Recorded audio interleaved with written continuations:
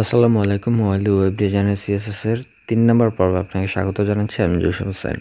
তো গত পর্বে আমরা সিনট্যাক্স দেখেছিলাম, CSS এর সিনট্যাক্স কী এবং কীভাবে করে। আশা করি আপনারা একটু প্র্যাকটিস করেছেন। তো এখন থেকে আমরা প্রপারলি কোডের দিকে চলে যাচ্ছি। তো এই পর্বে আমাদের রয়েছে সিলেক্টর। ওকে, তো ঢুকে দেখি সিলেক্টরে কী রয়েছে। তো সিলেক্টর কীভাবে কাজ করে দেখেন। এখানে সিলেক্ট করার জন্য আপনাকে দুইটা মাধ্যমে ইউজ করতে হবে। একটা হচ্ছে আপনার CSS আইডি এবং আরেকটা হচ্ছে CSS ক্লাস।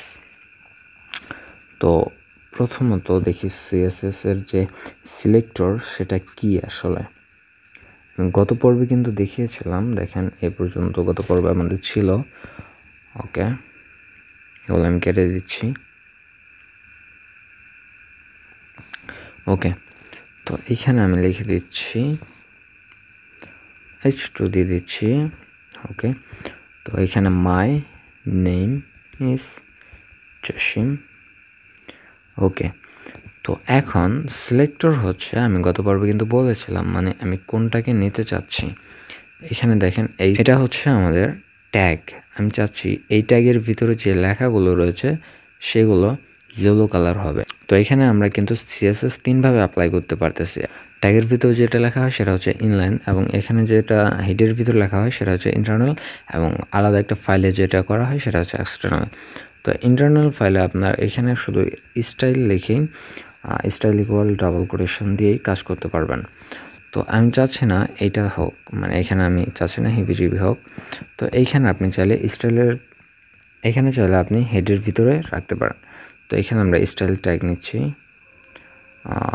স্টাইল।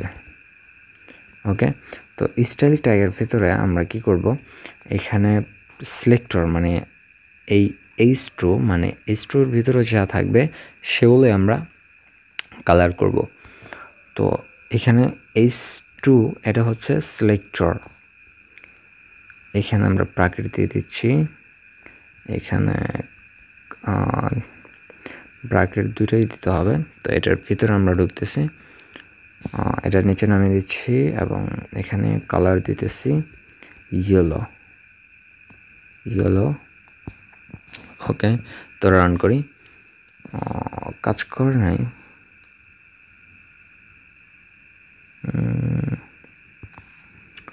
আচ্ছা, সেভ করে দেখি। ইয়েলো অফ, বানান ভুল হয়েছে, ডাব্লিউ হবে ইয়েলো। ওকে, তো এখন দেখেন ইয়েলো চলে আসছে, এটা কালারটা দেখা যাচ্ছে না সাদার ভিতরে। ওকে, তো এখানে আমরা গ্রিন দিয়ে দিই। তো এখন দেখেন আমাদের লেখাটা কিন্তু দেখা যাচ্ছে। ওকে, এইটাই হচ্ছে সিলেক্টর H2, এটাই হচ্ছে সিলেক্টর। এখন ধরেন এইখানে আরও একটা H2 রয়েছে, যেখানে লেখা রয়েছে my father name is Yunus. Okay, তো এখন দেখেন দুইটার কালারই কিন্তু গ্রিন হয়ে গেছে। তো আমি চাচ্ছি না যে দুইটার কালার গ্রিন হোক।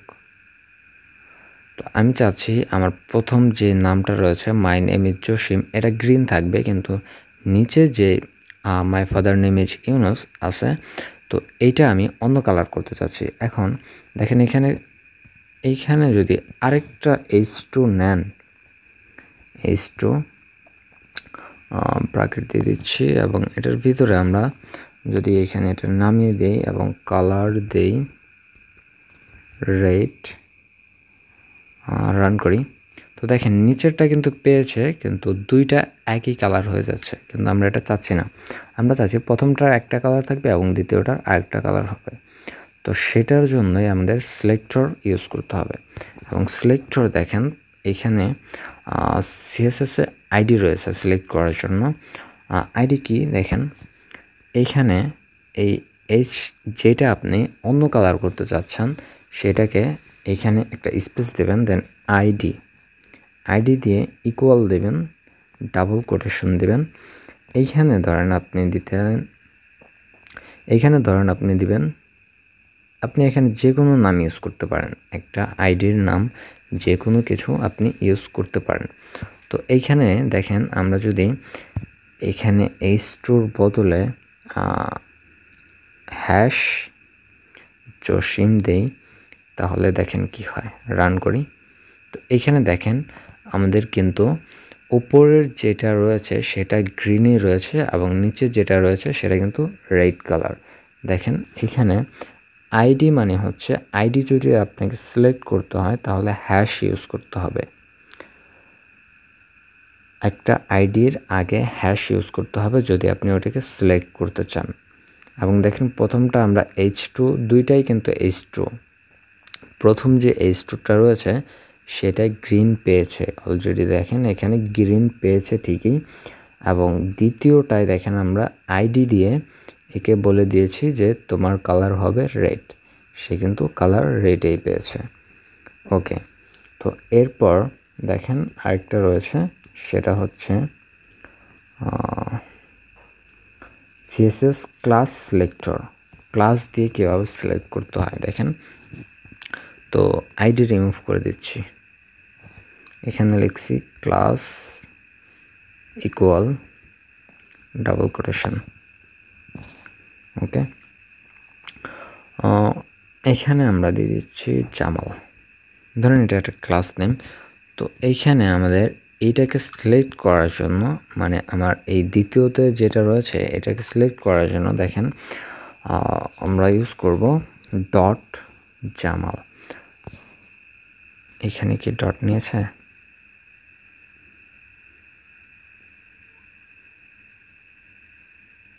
আচ্ছা দেখি, আচ্ছা এখানে আমাদের ডট কাজ করতেছে না, মানে এখানে আমার ডটটা দেখা যাচ্ছে না। এটা মেবি কোড এডিটরের প্রবলেম।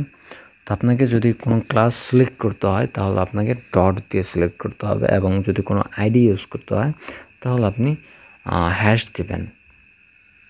ওকে,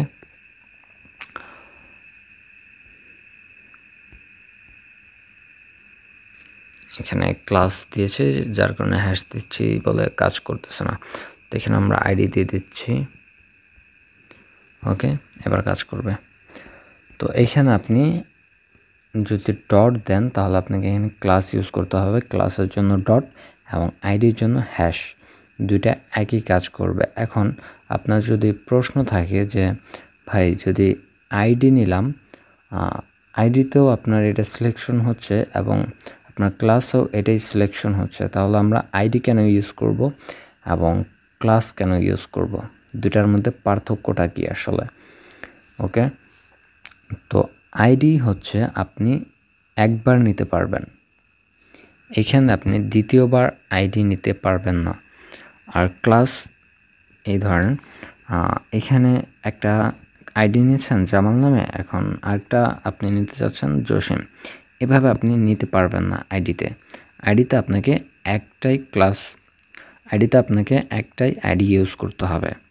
এবং আপনি যদি চান ক্লাস, এখন এখানে ক্লাস দিচ্ছি, ক্লাস ইকুয়াল ডাবল কোটেশন, এখানে জামাল নামে একটা ক্লাস থাকবে এবং জসিম নামে আরেকটি ক্লাস থাকবে। এখন আপনি এই জসিম লিখেও যদি এখানে দেন তাহলে কিন্তু এটাই কালার পাবে, এবং এই জামাল লিখেও যদি দেন তাহলেও কিন্তু কালারটা পাবে। এর কারণ এখানে দুইটা ক্লাসই কাজ করবে, বাট আইডির ক্ষেত্রে এভাবে আপনি কাজ করাতে পারবেন না, আইডির ক্ষেত্রে একটাই নিতে হবে। এখানে আপনি ক্লাস নিলে একাধিকটা ক্লাস ইউজ করতে পারবেন। ঠিক আছে, তো এখানে আমার ডটটা কাজ করতেছে না, যার কারণে দেখাতে পাচ্ছি না। অন্য কোনো একটা ফাইল যদি দেখি, আমরা একটা এক্সটার্নাল ফাইল ক্রিয়েট করে নিউ, এটা না, ওপেন,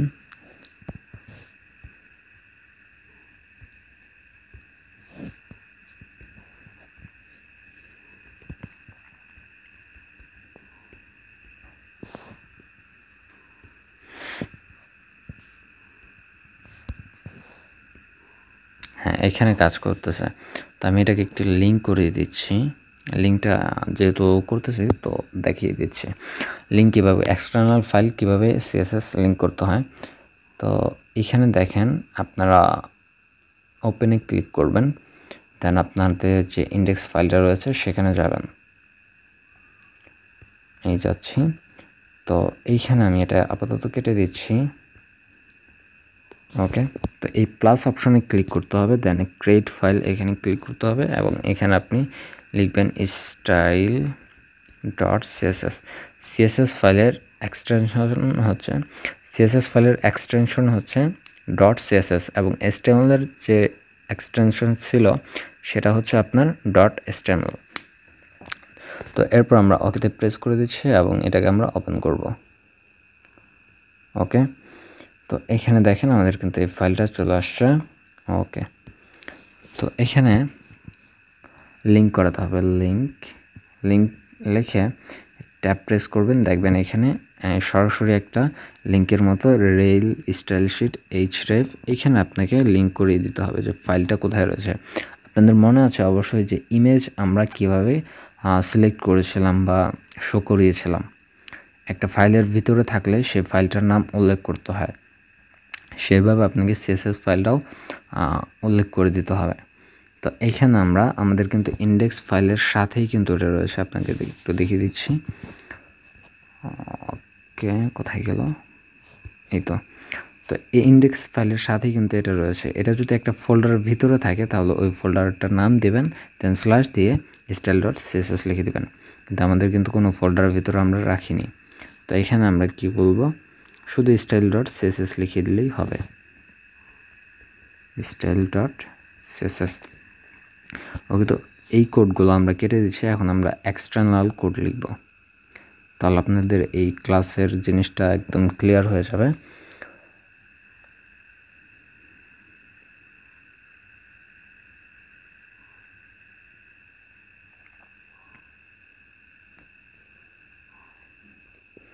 ওকে, তো আমরা এখানে একটা ক্লাস নিয়েছি। তো এই ফাইলের ভিতরে আমরা এখন শুধু সিএসএস লিখব। তো আমরা কিন্তু এখানে দেখেন এই জামাল নামে একটা ক্লাস নিয়েছি এবং ক্লাস সিলেক্ট করার জন্য আপনাকে ডট দিতে হবে, এরপর সেটাকে লিখতে হবে যেই ক্লাস নামটা আপনি দিয়েছেন, জামাল।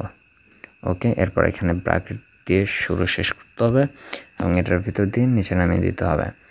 ওকে, তো এরপর এখানে আমরা দিচ্ছি কালার প্রপার্টি, এটার কালার হবে ব্লু সেফ এবং আপনি কিন্তু এইখানে কোনো রান অপশন পাবেন না, আপনাকে ইন্ডেক্স ফাইলে যেতে হবে, এরপর এখান থেকে রান করতে হবে। তো দেখেন আমাদের এখান থেকে কিন্তু ব্লু পেয়ে গেছে এবং ওইটাই যেহেতু আমরা কোনো কালার ইউজ করিনি তার কারণে ওইটা কালো রয়েছে। তো সিএসএস ফাইলে যাচ্ছি এবং এখানে আমরা যে h2টা রয়েছে ওইটার একটা কালার দিয়ে দিচ্ছি। h2 সিলেক্ট করলাম। ওকে, তো এইখানে আমরা কালার দিচ্ছি রেড। কালার প্রপার্টি হচ্ছে আপনার লেখার কালার করার জন্য। তো এইখান থেকে আমরা সেভ করে দিচ্ছি এবং এইখান থেকে আমরা রান করতেছি। তো দেখেন রেড কিন্তু এটা চলে আসছে।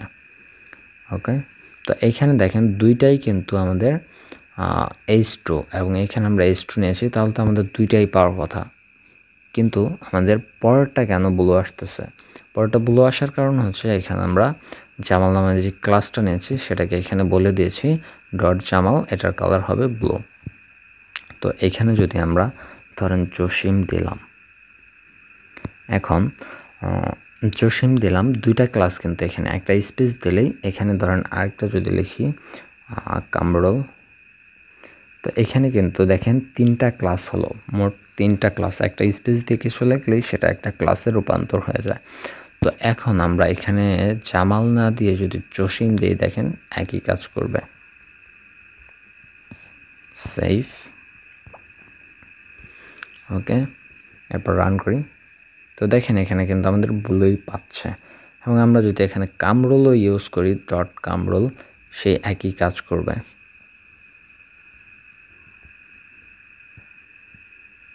সেভ,